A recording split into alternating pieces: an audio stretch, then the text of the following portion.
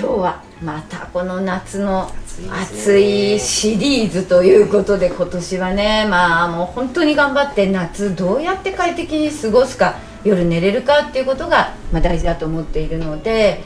ちょっとホットなトピックス持ってきましたよ。はい、今日は夏の夜、選択的脳冷却、どんな印象を受けます？脳を冷やすのをやりましょうやりましょうっていうことね。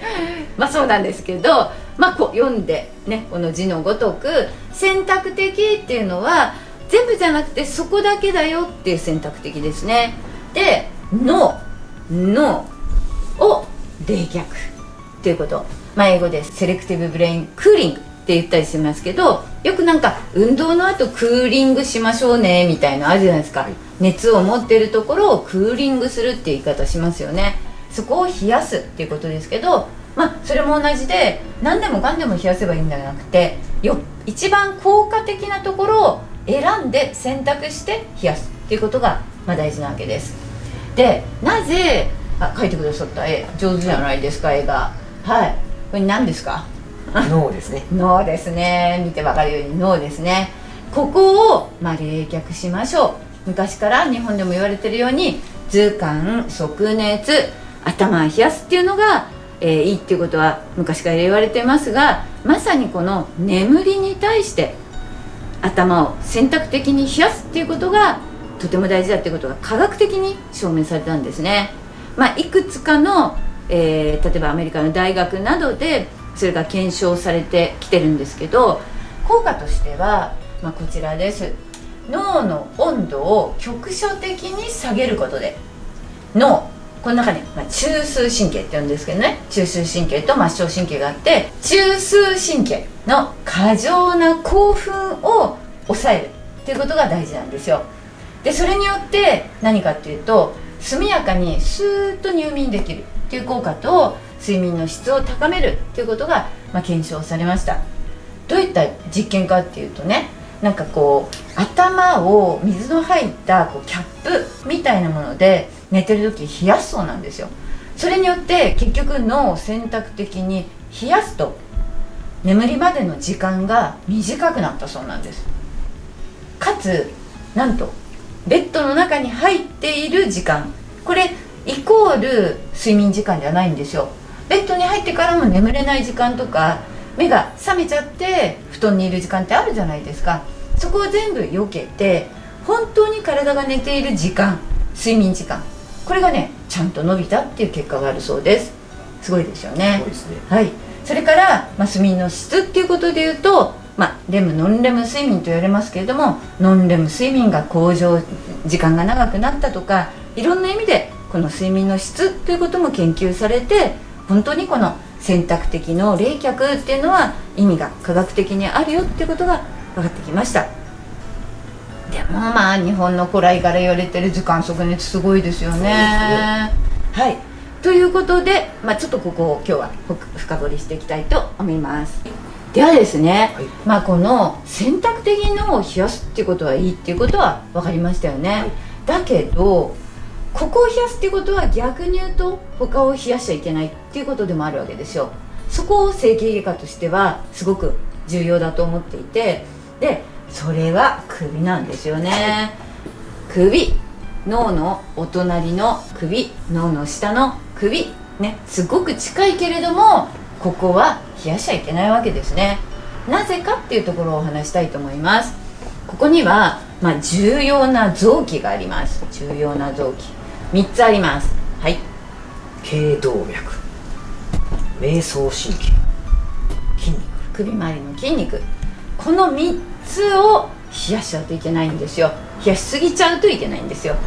なぜかっていうとですね、頸動脈、例えば暑いからって頭冷やしながらこんなとこにアイスのっけちゃう人いるんですよね。それって頸動脈を冷やしすぎた場合どうなるかっていうと、この動脈も収縮します。縮みます。それによって一気に脳に行く血流が悪くなってしまうんですよ。それって単に血流が悪くなったっていうだけではなくて、自律神経まで乱れてしまう。それによって眠りが悪くなってしまうということが起こります。はい、迷走神経聞いたことありますか？ちょっとあまり聞かないですね。あまり聞いたことないでしょうね。瞑想、迷路みたいに走ってるっていう漢字を書くんですが、これはね、脳から直接出る神経なんですけど、それがものすごい広い範囲に到達していくんでしょう。でそこでいろんな、体の働きを担っているんですけれども、例えば喉周りで言えば嚥下って言って飲み込むための神経、もうちょっと下がると気管、呼吸気管ですね。そして心臓の働き、そしてさらには消化管といってお腹の中の、消化するためのいろいろな臓器、ほとんどって言っても過言じゃないほど、そしてもちろん一部脳にリラックスする脳につながっているわけですけど、これらのいろいろな臓器とコネクションつながっていて、人間が生命を維持して自律神経を維持して生活するために休みなく働いているのがこの迷走神経なんですよ。だから迷走神経を冷やしすぎることでこの働きが乱れてしまうってことは良くないわけです。はい、次、筋肉。これ分かりやすいと思うんですけどね、ここを冷やすとどうなります？朝寝違いですね。ですね。寝違いはやっぱり冷やすことによって筋肉の収縮が起こり、柔軟性が悪くなる、滑らかに動くことができない、小さな傷、